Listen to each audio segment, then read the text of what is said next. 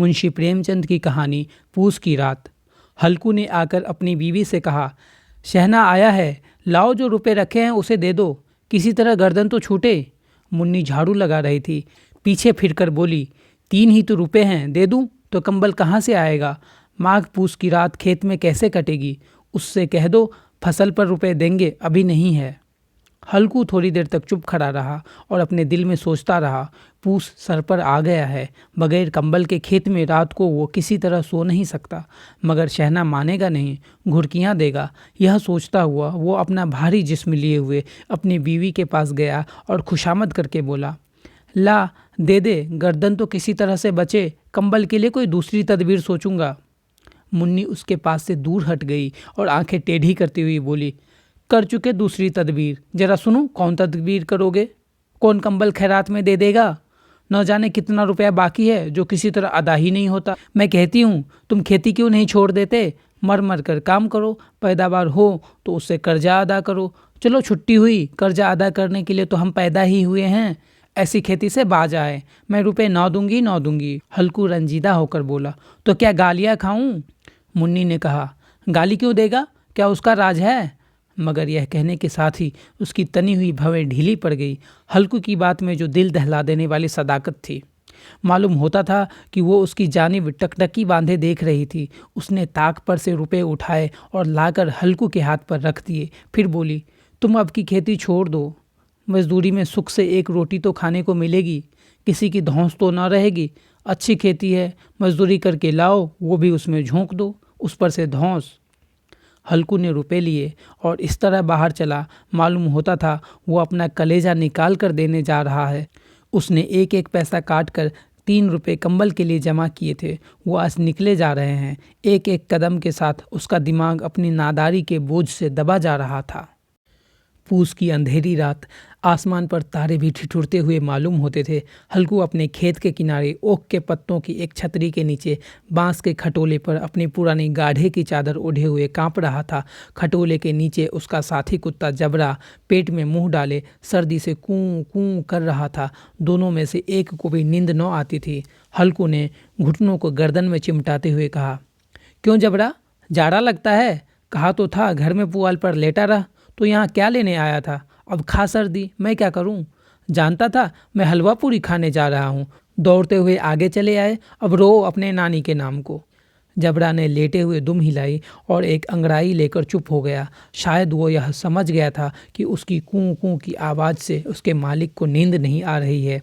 हल्कू ने हाथ निकालकर जबरा की ठंडी पीठ सहलाते हुए कहा, कल से मेरे साथ न आना, नहीं तो ठंडे हो जाओगे। ये रांड पछुआ हवा न जाने कहाँ से बर्फ़ लिए आ रही है। उठूं फिर एक चीलम भरूं, किसी तरह रात तो कटे। 8 चीलम तो पी चुका। ये खेती का मज़ा है। और एक भगवान ऐसे हैं जिनके पास अगर जाड़ा जाए तो गर्मी से घबरा कर भागे। मोटे गद्दे, लिहाफ, कंबल, मजाल है कि जाड़े का गुजर हो जाए। तकदीर की खूबी है, मजदूरी हम करें, मज़ा दूसरे लूटें। हल्कू उठा और गड्ढे में जरा सी आग निकालकर चीलम भरी। जबरा भी उठ बैठा। हल्कू ने चीलम पीते हुए कहा, पिएगा चीलम? जाड़ा तो क्या जाता है, हाँ जरा मन बहल जाता है। जबरा ने उसकी जानिब मोहब्बत भरी निगाहों से देखा। हल्कू ने कहा, आज और जाड़ा खा ले, कल से मैं यहाँ पुआल बिछा दूंगा, उसमें घुसकर बैठना, जाड़ा न लगेगा। जबरा ने अगले पंजे उसके घुटनों पर रख दिए और उसके मुंह के पास अपना मुंह ले गया। हल्कू को उसकी गर्म सांस लगी। चिलम पीकर हल्कू फिर लेटा और यह तय कर लिया कि चाहे जो कुछ हो अब की सो जाऊंगा। लेकिन एक लम्हे में उसका कलेजा कांपने लगा। कभी इस करवट लेटा, कभी उस करवट। जाड़ा किसी भूत की मानिंद उसकी छाती को दबाए हुए था। जब किसी तरह न रहा गया तो उसने जबरा को धीरे से उठाया और उसके सर को थपथपाकर उसे अपनी गोद में सुला लिया। कुत्ते के जिस्म से मालूम नहीं कैसी बदबू आ रही थी, पर उसे अपनी गोद से चिमटाते हुए ऐसा सुख मालूम होता था जो इधर महीनों से उसे न मिला था। जबरा शायद यह ख्याल कर रहा था कि बहिश्त यही है, और हल्कू की रूह इतनी पाक थी कि उसे कुत्ते से बिल्कुल नफरत न थी। वो अपनी गरीबी से परेशान था जिसकी वजह से वो इस हालत को पहुंच गया था। ऐसी अनोखी दोस्ती ने उसके रूह के सारे दरवाजे खोल दिए थे। उसका एक एक ज़र्रा हकीकी रोशनी से मुनव्वर हो गया था। इसी असना में जबरा ने किसी जानवर की आहट पाई। उसके मालिक की इस खास रूहानियत ने उसके दिल में एक जदीद ताकत पैदा कर दी थी जो हवा के ठंडे झोंकों को भी नाचीज समझ रही थी। वो झपट कर उठा और छपरी से बाहर आकर भौंकने लगा। हल्कू ने उसे कई मर्तबा पुचकार कर बुलाया पर वो उसके पास न आया। खेत में चारों तरफ दौड़ दौड़ कर भौंकता रहा। एक लम्हे के लिए आ भी जाता तो फौरन ही फिर दौड़ता।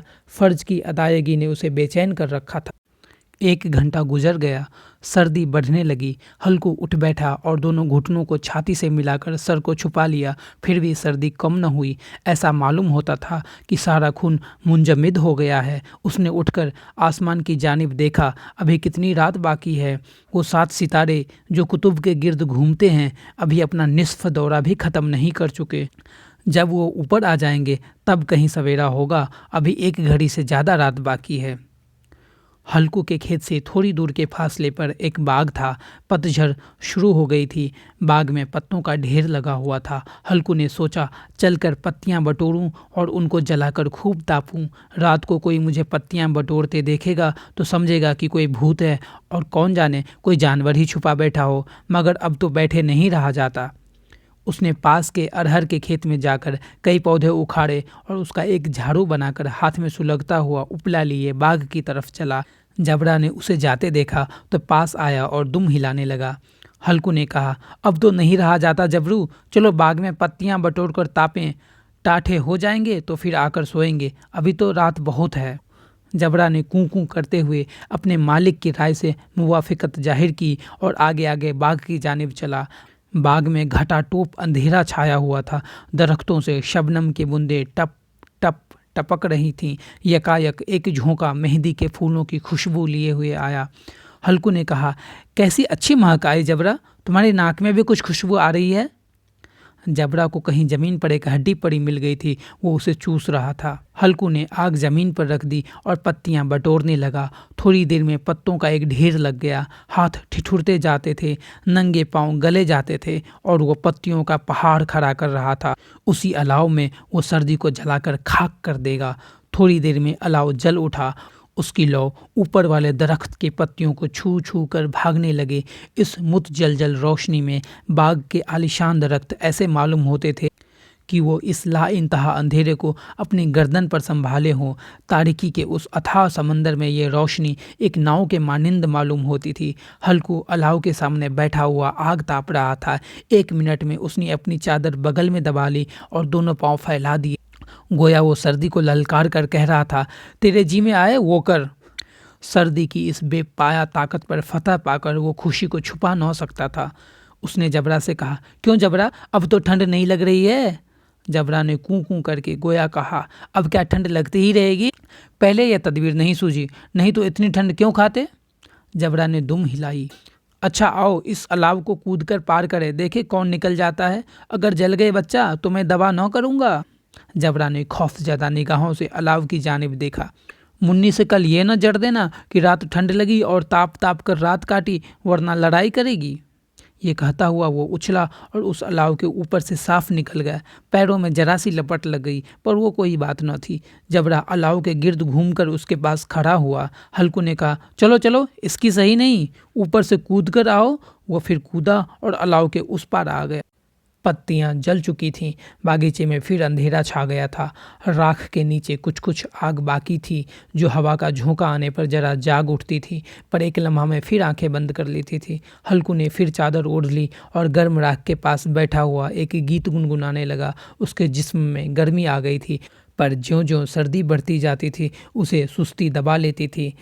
अचानक जबरा जोर से भौंककर खेत की तरफ भागा। हल्कू को ऐसा मालूम हुआ कि जानवर का एक गोल उसके खेत में आया। शायद नीलगाय का झुंड था। उनके कूदने और दौड़ने की आवाज़ें साफ कान में आ रही थी। फिर ऐसा मालूम हुआ कि खेत में चर रही हैं। उसने दिल में कहा, हूँ, जबरा के होते हुए कोई जानवर खेत में नहीं आ सकता। नोच ही डाले, मुझे वहम हो रहा है। कहाँ अब तो कुछ सुनाई नहीं देता। मुझे भी कैसा धोखा हुआ। उसने जोर से आवाज़ लगाई, जबरा जबरा। जबरा भौंकता रहा, उसके पास न आया। जानवरों के चरने की आवाज़ चर चर सुनाई देने लगी। हल्कू अब अपने को फरेब न दे सका, मगर उसे उस वक्त अपनी जगह से हिलना जहर मालूम होता था। कैसा गरमाया हुआ मज़े से बैठा हुआ था। इस जाड़े पाले में खेत में जाना, जानवरों को भगाना, उनका ताक़ुब करना, उसे पहाड़ मालूम होता था। अपनी जगह से न हिला। बैठे बैठे जानवरों को भगाने के लिए चिल्लाने लगा, लिहो लिहो, हो हा हा। मगर जबरा फिर भौंक उठा। अगर जानवर भाग जाते तो वो अब तक लौट आया होता। नहीं भागे, अभी तक चल रहे हैं। शायद वो सब भी समझ रहे हैं कि इस सर्दी में कौन विधा है जो उनके पीछे दौड़ेगा। फसल तैयार है, कैसी अच्छी खेती थी। सारा गांव देख देख कर जलता था उसे। ये अभागे तबाह किए डालते हैं। अब हल्कू से न रहा गया। वो पक्का इरादा करके उठा और 2-3 कदम चला। फिर यकायक हवा का ऐसा ठंडा चुभने वाला, बिच्छू के डंक का सा झोंका लगा। वो फिर बुझते हुए अलाव के पास आ बैठा और राख को कुरेद कुरेद कर अपने ठंडे जिस्म को गरमाने लगा।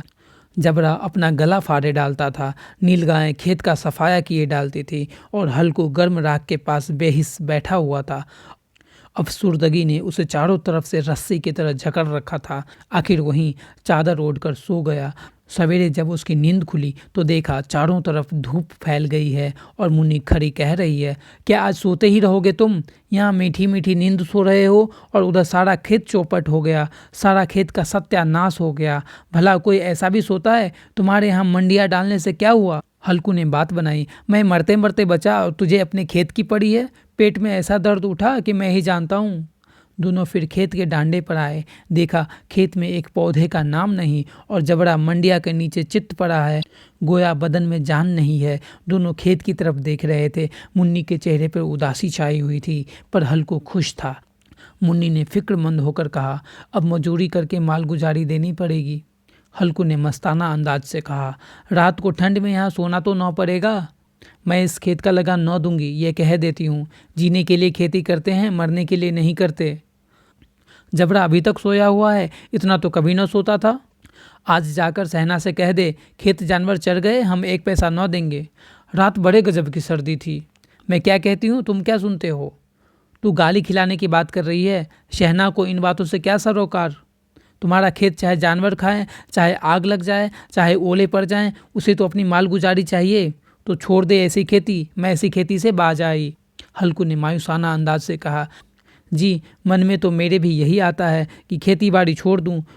मुन्नी तुझसे सच कहता हूँ, मगर मजूरी का ख्याल करता हूँ तो जी घबरा उठता है। किसान का बेटा होकर अब मजूरी न करूँगा। चाहे कितनी ही दुर्गत हो जाए, खेती का मर्जाद नहीं बिगाड़ूंगा। जबरा जबरा क्या सोता ही रहेगा? चल घर चल।